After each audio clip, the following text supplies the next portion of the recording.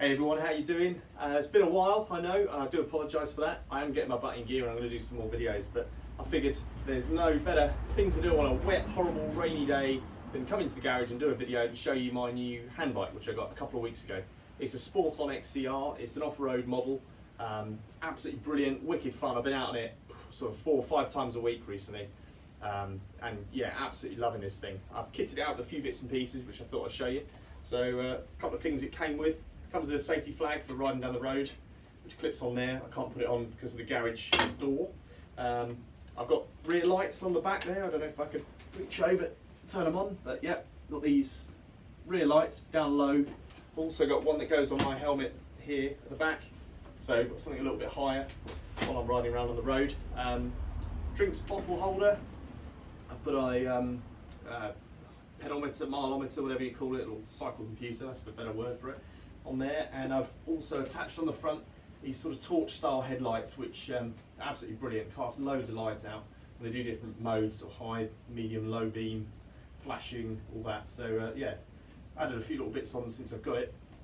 Yeah, it's great. Disc brakes all round, hydraulics. Yeah, phenomenal bit of kit. It's got a really big common over behind the house, so I really didn't want something that I stuck to just using the road or getting a road going version, which is cheaper, and then putting off-road tyres on it. It's not quite the same, and having the rear brakes, which you don't normally get on hand bikes, superb.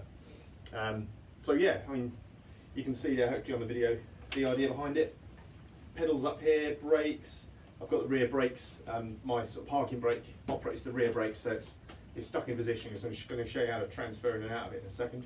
I've got 11 gears on a front hub, so it's all internal gearing, and then I've got 3 gears here on the crank, or whatever you call it, which are operated from the other side.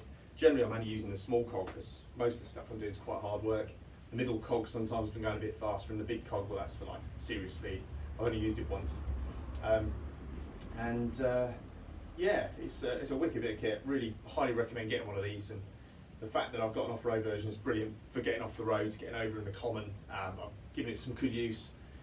Gone over some nice gravel paths, loads of sand. It tackles most things. It's pretty awesome. As you've probably seen, if you have watched my other videos, you've seen me on my other hand bike, which is actually just tucked over here at the moment.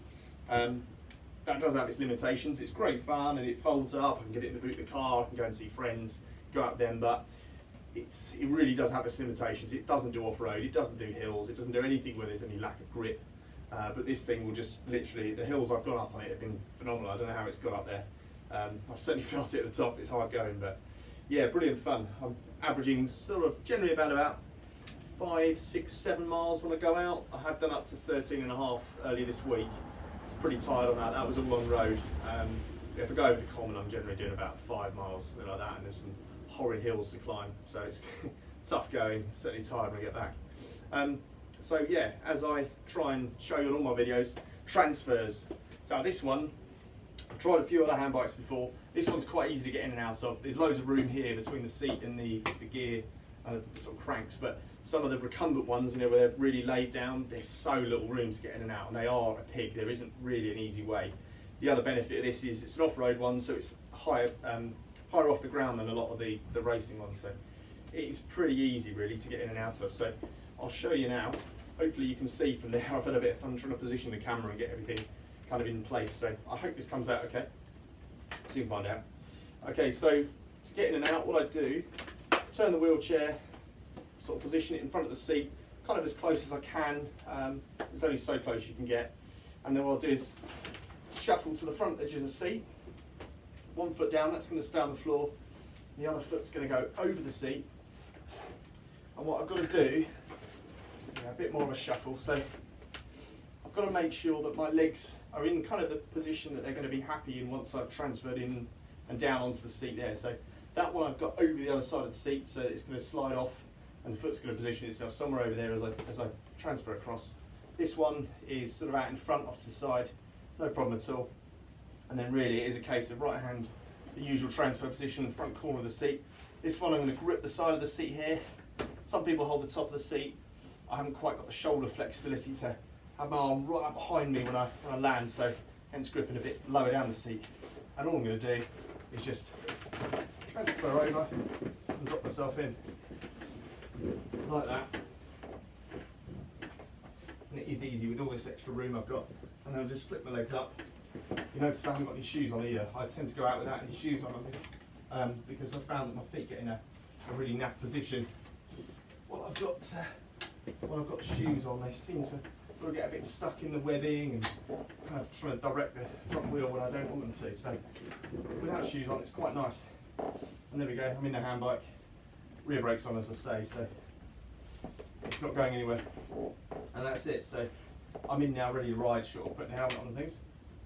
And then as I get myself out, I just remove my legs. It's kind of an opposite of what I've just done. A little bit tight. To get the wheelchair into position. It's off to the side of me.